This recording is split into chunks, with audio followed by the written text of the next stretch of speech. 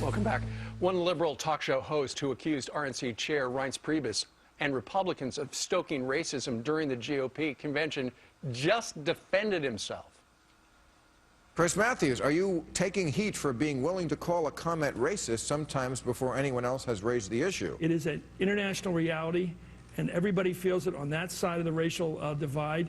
And it's disgusting that white people to whom the dog whistle is aimed refuse to acknowledge it. It is there. It's been part of our politics. We thought it was gone. It's back, and it's being used to get votes.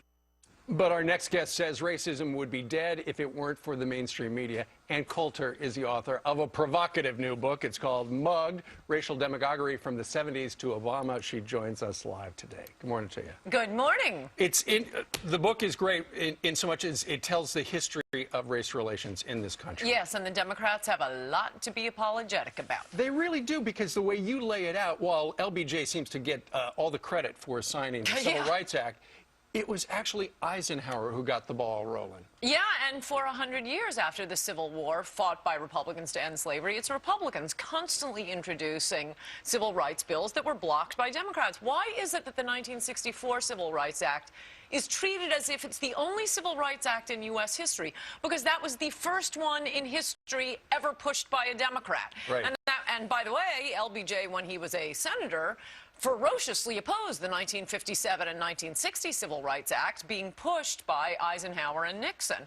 And if I could just say about Chris Matthews, it's curious in that clip he cites all the black people coming up to him, then cites black people in other countries whom he refers to as African Americans. That's because here in America, he doesn't have any black friends. He doesn't have any black neighbors. His son, I have the URL in the book. There is a big picture of his son's wedding, 100 people in the church, not a black face in the group.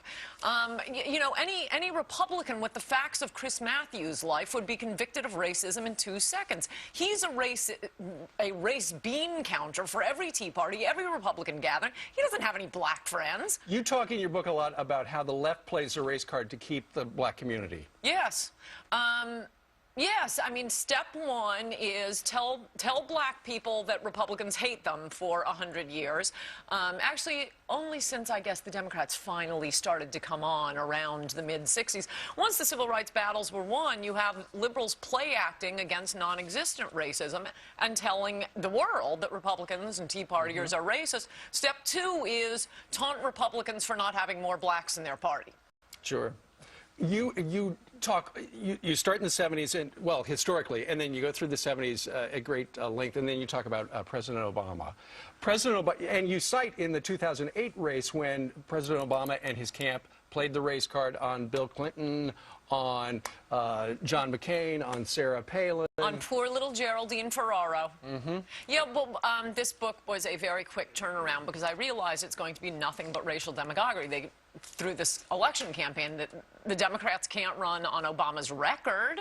They can't dig up divorce files on Mitt Romney, so what's it going to be? It's going to be race-baiting Republicans, which they did in 2008. So I wanted to get the book out quickly. As a result, the jacket flap indicates that, well, Obama doesn't really engage in the race-baiting. When I actually got to the end of the book and wrote those chapters, there's a lot more than I thought coming directly from the president. You also, chapter 16, the media cry racist in a crowded theater. You have a list, kind of a laundry list of things that if you support a certain thing, the media quick to label you a racist. For instance, if I were opposed to Obamacare... Racist. All right. If I joined a Tea Party... Yes, definitely racist. If I use...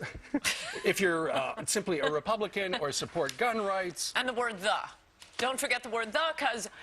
Fox News contributor Alan Combs actually brought the word the up with me last night on his radio show. The, if you say the blacks. And meanwhile, I mean, you have, for example, and I quote a whole series of introductions from Rachel Maddow of her very, very, very special black guest, Melissa Harris-Lacewell. I mean, this is not a person that is comfortable around black people. Every introduction of a black guest is, you are wicked smart. You are so smart. You're the smartest. And then, you know, poor nerd white guest Chris Hayes, it's... And now, from the nation, Chris Hayes, good to see you. These are not people who have black friends, who know black people. Oh, sorry, except, you know, Lawrence O'Donnell and Bill Maher, who date black gals, so they think they're freedom riders. Read all